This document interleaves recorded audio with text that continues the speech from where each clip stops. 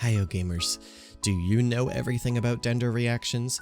I just wanted to make this video about Dendro and its reactions, demonstrating how they work in a clean, concise way, and showing some tips and tricks and hidden aspects that most people don't know about.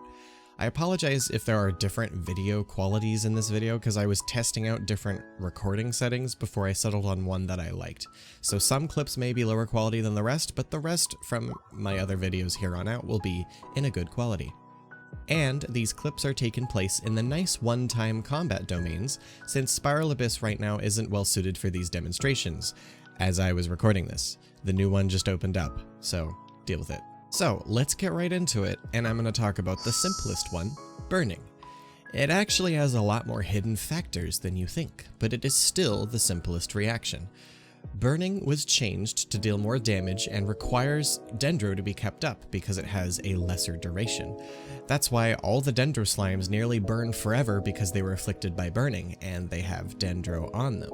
So this makes Tighnari a very good Dendro burning DPS, and all you need is a single pyro application like Bennett, who also can boost Tighnari's damage and keep up the burning aura. And all you need is to feed Dendro into it to continue the burning aura's damage. It makes sense because you need trees and plants to keep the flames bigger, you know, like a campfire. Now, speaking of flames, the flame that actually is triggered by burning has a unique property to it, and I literally mean the flame effect that's on the enemy. Did you know that the flame burning effect is considered an environmental hazard? Notice how you see these 256 values when one of the burning targets run into another, and these two fungus enemies have multiple burning values attached to them. You see 903, 1154, 256, and 328. This domain reduces pyro resistance, which does increase the damage, but forget about that part. That part's not important. That's just the difference between the 900 and the 1000 number. But the numbers that vary so much is because when burning is triggered, sometimes they go off of Tighnari's elemental mastery, which are the larger ones, and the smaller numbers go off the environment, which are of course much lower and have no elemental mastery, and are triggered from leftover pyro and Dendro from the environment. There's Dendro coming from the yellow cracks in this domain, but I'm not sure how else it could possibly affect burning in other ways. That's just how weird environmental burnings are. But something strange can happen with burning. If enemies with burning are close enough from each other, they can actually be burning within an AoE. The AoE is roughly like 1 meter, it's very small, but it does affect all enemies in an AoE. You can see full reaction damage from these 3 enemies packed together. Multiple ticks of 969, nice, and 1234, that's an 8. Do I look like— From these fungi being too close to each other, meaning burning is interestingly an AoE reaction, but very small, which means Venti just made burning comps even better. What a strange and interesting buff to our Anemo Bard. Just look at these numbers. I can't even tell which one is burning or not, so it's really cool. Oh, and of course, pyro resistance can increase burning's damage, which is pretty cool, and that's why, you know, the pyro resistance debuff in this domain has increased numbers here. Outside of all that, there's only a couple things left about burning. One is that it can make a great use out of the 4-piece Lava Walker set for raw damage or reaction damage, since pyro is still on the enemy while it's burning. Yeah, you heard me right. That does count for increasing damage on Lava Walker. Dendro is just making Lava Walker and Thunder Soother more viable, and it's really strange. Now, there's a reason why I didn't talk too much about reaction damage with burning.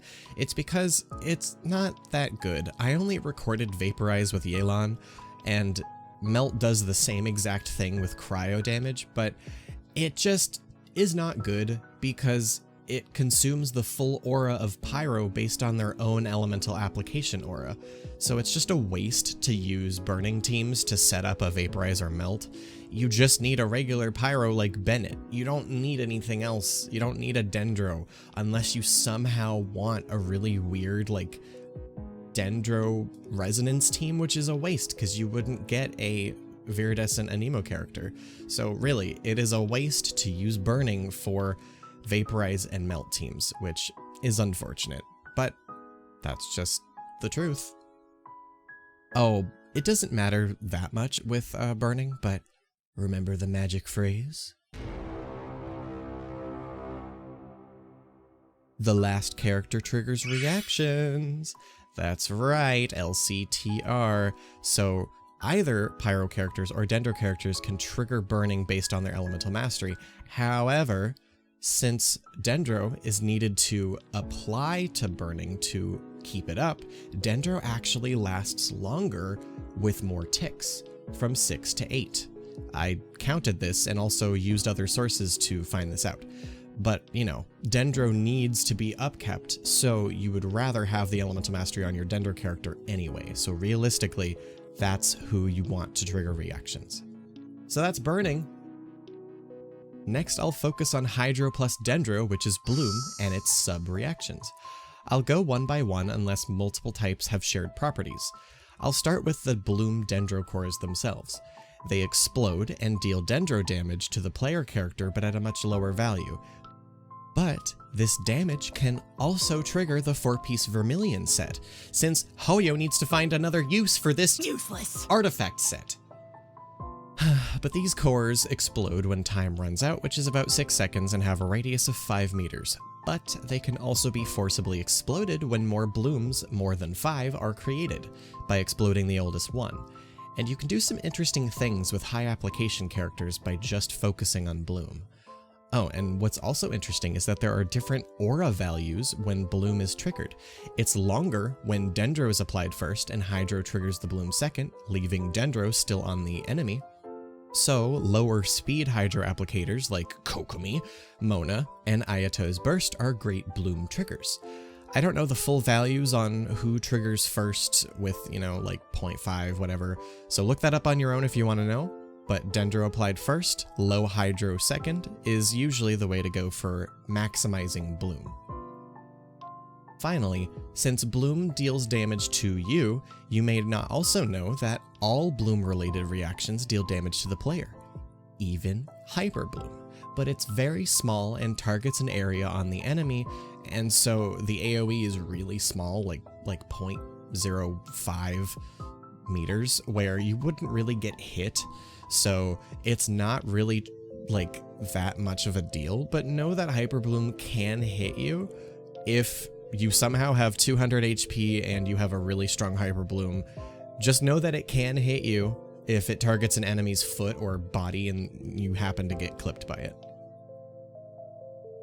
And finally, blooms can be targeted by certain abilities to trigger Hyperbloom and Burgeon, but it's very inconsistent. One thing that is consistent, though, is blooms being sucked in by Anemo characters who have crowd control pulling abilities. Jeans E with empowered C1, Venti, Sucrose, Kazuha, and a little bit of Heizo. Though I haven't tested Heizo, so I'm not sure how C2 and C1 would affect his bloom, so just know that most Anemo crowd control can work.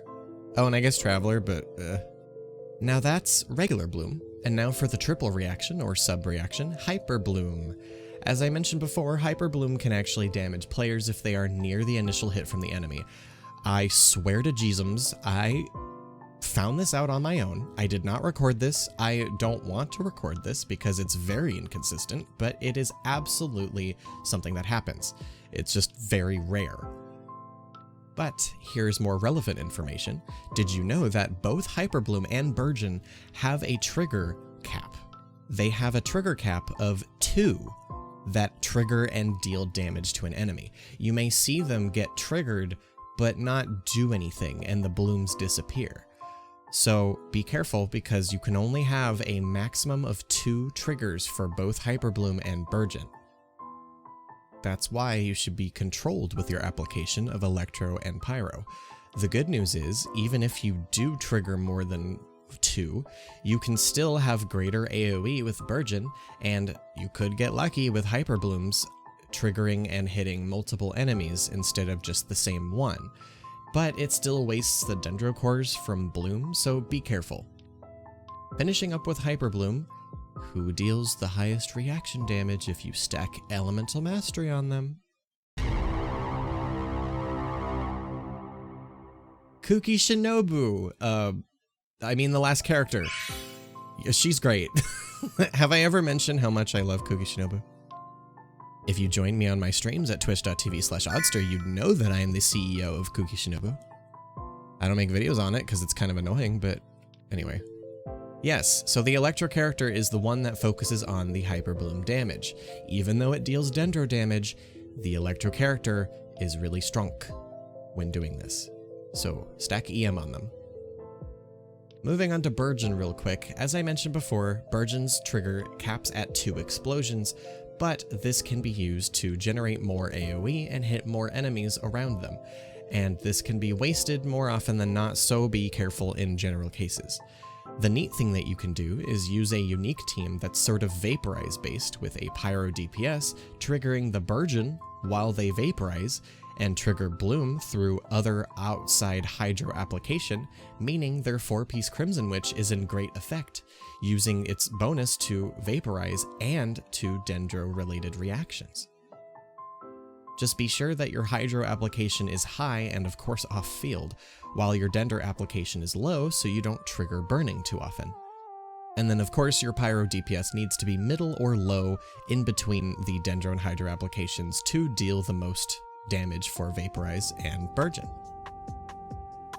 And again, I'm not sure how practical this is, but I will say Yanfei and Diluc are the really strong characters for 4-piece Crimson while dealing Vaporize and Burgeon damage, so just keep that in mind, try it out, see how it works.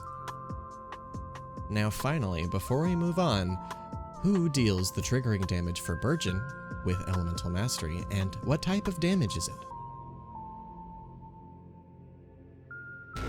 That's right, the Pyro character, because LCTR, and Burgeon for some reason is Dendro damage.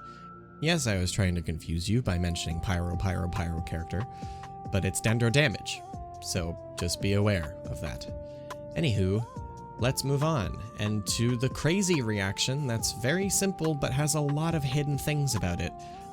Not to mention the localization of this reaction is fuck Catalyze, or Quicken. Which one is it? See what I mean? Anyway, there's an easy way to break this down. The couple main things to know about this reaction is that they have sub-reactions of Spread and Aggravate. Spread is the Dendro version, and Aggravate is Electro. Catalyze is the umbrella term that describes Quicken, Aggravate, and Spread. Quicken is a debuff. And now, I will talk about how Quicken/Catalyze functions. Both Spread and Aggravate are flat damage increases when Quicken is on the enemy. Electro is actually the smaller value, because we have a lot of busted Electro characters, and Dendro has a lot larger value for Spread. What do I mean by smaller and larger?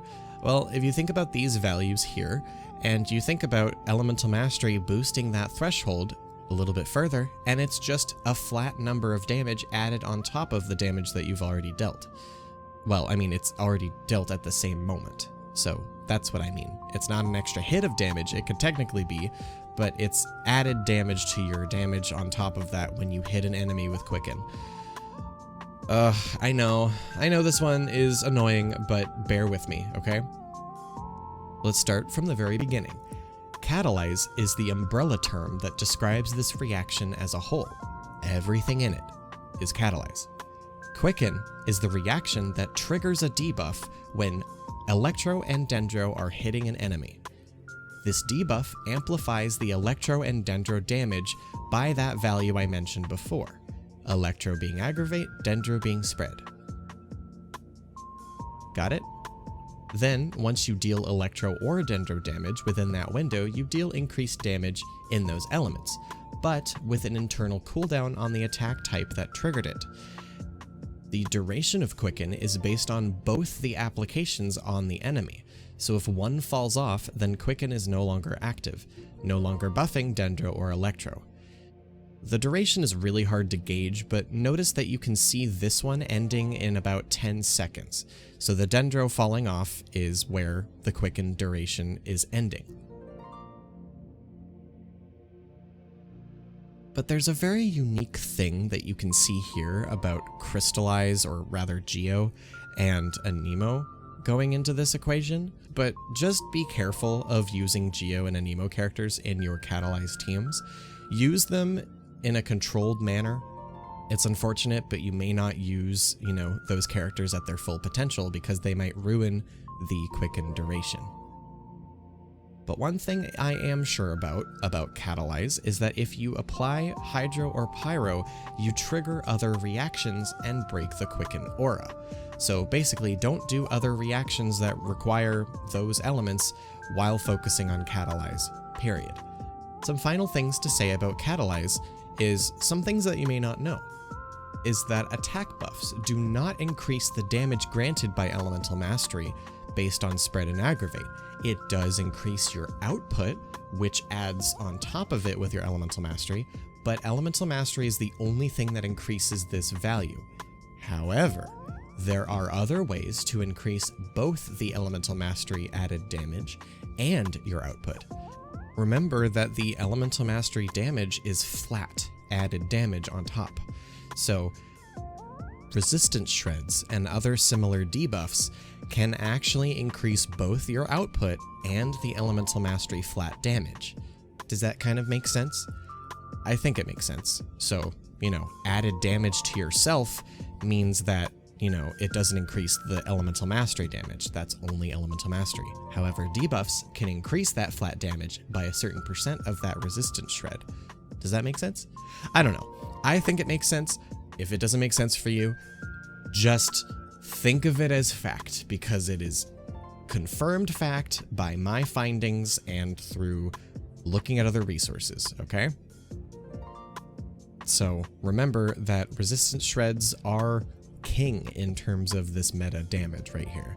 Deepwood Memories for Dendro, and Viridescent Venerer for Electro. One final thing real quick about the Catalyze reaction is that spread and aggravate can occur at the same time. So basically you can trigger spread and aggravate and get that multiple hits for skill multipliers on both elements, which is really cool. That's why an off-field character of that other type is really good, or two off-field characters of those types are very good, especially if their bursts are built.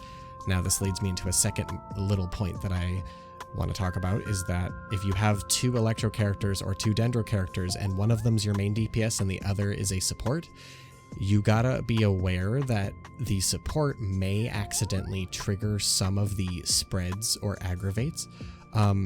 Just be aware of that. It can be good in Fischl's case, because if you build her really well, she deals a lot of damage with those aggravates. But just remember that they could take them away. But the aura still stays, so it may not even matter. I also could be entirely wrong about this, so just try it out for yourself. I just noticed that whenever I used Fischl with Kuching here, it did a lot of damage, so it didn't matter, but it may have taken away from Kuching's aggravates because Fischl did instead, and she has a lot of instances where she can aggravate because of her A4 passive and all that stuff, so just be aware. Alright, well that's it, that's the video. If you have any questions about this and the entirety of this video, it can definitely be confusing and tough to explain in a weird way in a video, so let me know and I will try to help any of you in the comments. I couldn't record everything since I found out I had other sources that did some work for me, and confirming things was a lot easier than recording 500 different things, so I hope that in this video it was satisfactory with enough visuals that helped you learn something or two. Anyway, I hope my video out of all the Dendro videos were helpful, and I will see you later, okay? Bye-yo!